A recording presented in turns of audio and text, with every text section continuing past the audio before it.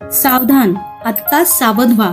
माझ्यासमोर एक भयंकर घटना घडल्याचा व्हिडिओ आला. हा व्हिडिओ बघून मला वाटलं की आपण नक्कीच या विषयावरती बोललं पाहिजे. तुम्ही सुद्धा उन्हाळ्यामध्ये काचेची किंवा मातीची भांडी वापरत असाल तर काळजी घ्या, सावध व्हा. त्या घटनेचा व्हिडिओ मी क्लिपमधून तुम्हाला लावणार आहे आणि तो पुढे तुम्हाला बघायला मिळेलच. पण तत्पूर्वी वैज्ञानिकदृष्ट्या आपण काय असतं ते बघूया. थर्मल शॉक म्हणजेच काचेची भांडी थेट गॅसवर ठेवल्याने थर्मल शॉक्स म्हणजे तापमानातील अचानक बदल त्या भांड्याला बसतो आणि ती फुटतात. अशा पद्धतीने काचेची भांडी वापरली तर ती फुटण्याची शक्यता असते. आता मातीच्या भांड्याचं बघूया. मातीच्या भांड्याचं देखील तसंच आहे थर्मल शॉकचं. जर तुम्ही फ्रीजमधनं काढलेलं थंड मातीचं भांड गॅसवर ठेवलं तरी सुद्धा ते तडकतं. गरम मातीच्या भांड्यात लगेच थंड पाणी घातले तरी सुद्धा ते तडकते. तर अशा रीतीने काचेची आणि मातीची भांडी कशी वापरावी ते सांगितले मी. त्या व्हिडिओच्या क्लिप मी ह्या लॉंग व्हिडिओच्या शेवटला लावल्या आहेत. तो व्हिडिओ पूर्ण बघा. आता तुम्ही जे पण ऐकलं ते सर्व सत्य घटनेवर आधारित आहे. म्हणजे ते जसं काचेचं भांडं फुटलं ते सगळं मी तुम्हाला सांगितलं, तर ही घडलेली घटना आहे. आणि त्यासाठीच मी हा पूर्ण व्हिडिओ बनवत आहे किंवा परत एकदा तुम्हाला सांगत आहे. मातीची भांडी, काचेची भांडी तुम्ही वापरत असाल तर त्याची काळजी घ्यावी लागते. खरं तर हा व्हिडिओ मी मागच्याच वर्षी बनवणार होते, पण तेव्हा माझे सबस्क्रायबर फक्त 72 होते. आता बऱ्यापैकी सबस्क्रायबर आहे आणि बऱ्यापैकी सबस्क्रायबरला माझ्यावरती विश्वास सुद्धा आहे, त्यामुळे मी हा व्हिडिओ बनवत आहे.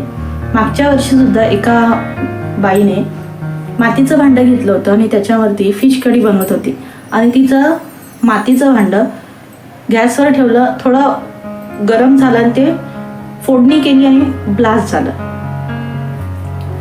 तर उन्हाळ्यामध्ये तुम्ही ॲटलिस्ट मातीची भांडी किंवा काचेची भांडी जरा अवॉइड करा.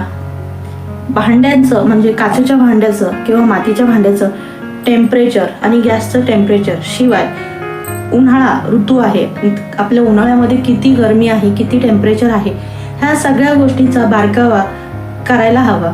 आणि यासाठी मी हा व्हिडिओ पूर्ण बनवला आहे.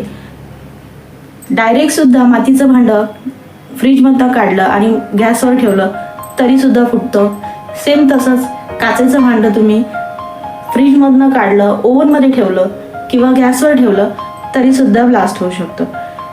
तुम्हाला खरं वाटणार नाही, पण होळीच्या आदल्या दिवशी आमच्या इथे कुकर असतो ना ॲल्युमिनियमचा, तो कुकर बाजूच्या बिल्डिंगमध्ये ब्लास्ट झाला.